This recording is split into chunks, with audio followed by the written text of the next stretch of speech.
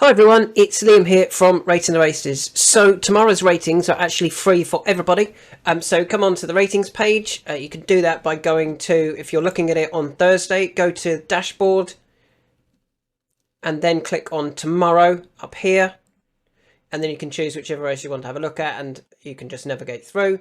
If you're actually looking at this on Friday, you come to today and you click on any of the races and that will load up that race for you and you can look at all of the races. Obviously that today depends on whether it's today or tomorrow for you. So I've got 3 horses that I like tomorrow and they are starting in the 1 o'clock at Exeter. I like Lowry's Bar at Exeter over 2 miles 3 and 48 yards. Now I was watching his last race with a lot of interest because I really liked our top rated horse Jaguar, who did go on to win the race. Now interestingly, a lot of people liked him as well. Look, 10 naps in the nap competition, just 1 on Lowry's Bar. Look what Lowry's Bar did. He not only did he go off favourite, so clearly Connections felt he was very well handicapped. He also traded at 1.17 in the run. Nothing else came close to these two. Jaguar had come into the race in good form. Everything was right for Jaguar to go well. The right type of horses were behind. Garincha and Mount Tempest were RTR 3 and 4 on the ratings. There were so many positives about that run by Lowry's Bar. And yeah, he ran well for a long way. Just got picked off by Jaguar late on. I think there's not going to be a horse as progressive as Jaguar in this race here. There's a few that are older horses, including Keldestan, Garincha as well. Whilst, and we even beat Garincha last time out, I don't see that form being reversed. The Doyen Chief, I don't think, has as good a form coming into the race. And Lord of Thunder, yeah, his latest forward put me off Lord of Thunder. Lowry's Bar, I think, is one of these that they were expecting to win and go up significantly in the handicap last time. They didn't. They only went up, what did they go up? £4 for that. I think if he'd won, he would have gone up £8, £9, £10. And I still think he's ahead of his mark. And I think they know that. They're running him here on only his second time in a handicap? Or third time in a handicap, sorry. He was all last season running in novice events. I'm just checking. He ran in novice events all the way until returning for the silver trophy.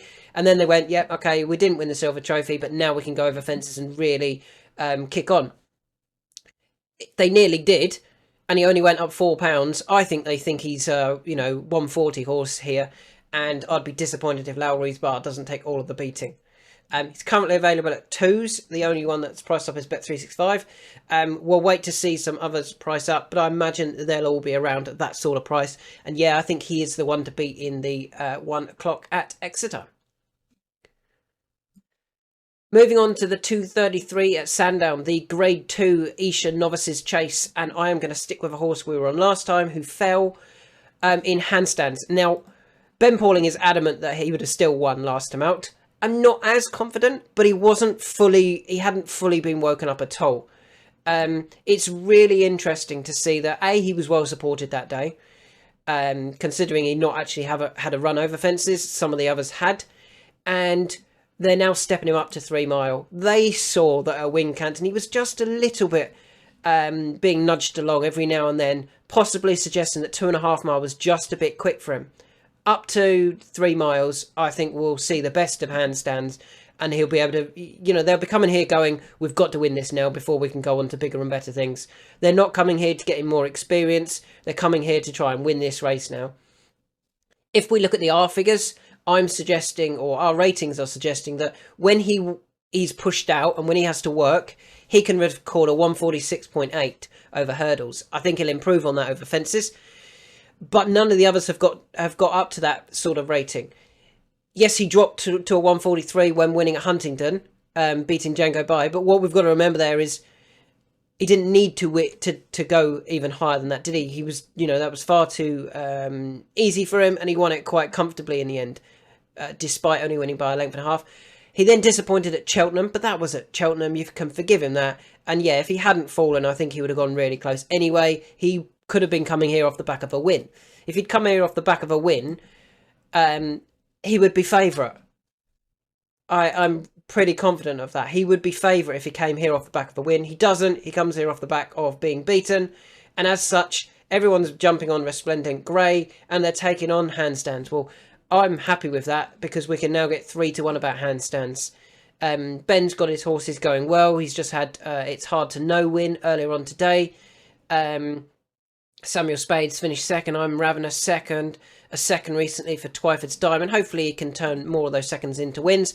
But yeah, I'm pretty happy with 3-1 about handstands. I think he will improve for the run, and his experience, I think, will he'll have learnt from that mistake where he just tipped up, really. It wasn't a heavy fall or anything, and hopefully he can take all of the beating.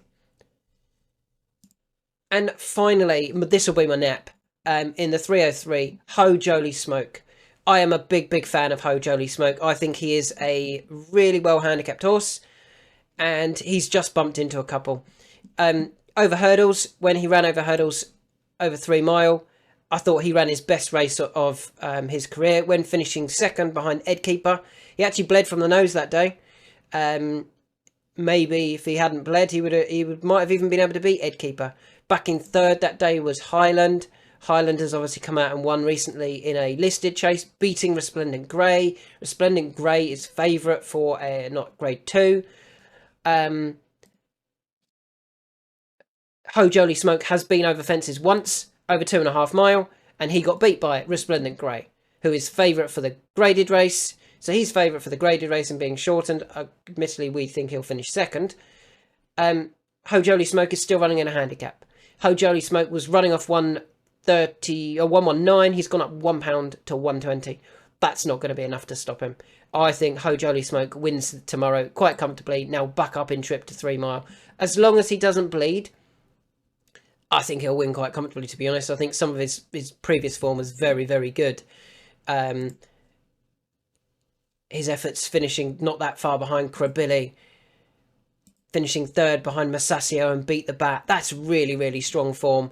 And then, as I said, finishing second, 2 runs ago behind Edkeeper, in front of Highland, in front of Simply the Bets, Rambo T, Ramo, Scandiberg. Yeah, that is top quality form in my opinion. I think that's much better than what we're seeing here. He's currently available at 5-2. If we can get 5-2 everywhere else, that would be great. If you can get 3s, I think that's a great price. He's going to be my nap, is Ho Jolie Smoke. My next best is going to be Lowry's Bar. Let's put these in. Lowry's Bar is my next best. Handstands is going to be my third best. And finally, my nap is going to be Ho Jolie Smoke. Another thing you can look at again, Ho Jolie Smoke, when he got beat in that handicap chase, he got beat by top-rated Resplendent Grey. Resplendent Grey was the most napped in the race. I mean, there's just so many positives about these, particularly the nap and next best. The third best, I'm kind of, have I got the right horse? The other two, I'm pretty confident they're going to run huge races. So they are my 3 for tomorrow. We'll be back again tomorrow with some for Saturday. If you've been reading my emails, you'll know my horse in the Beecher Chase. Delighted to see it has been declared, and delighted to see that Cocoa Beach has not. As I said, just a reminder that tomorrow's ratings are actually free for everybody. So come on to the ratings, have a look, get stuck in, and don't forget to enter the nap competition.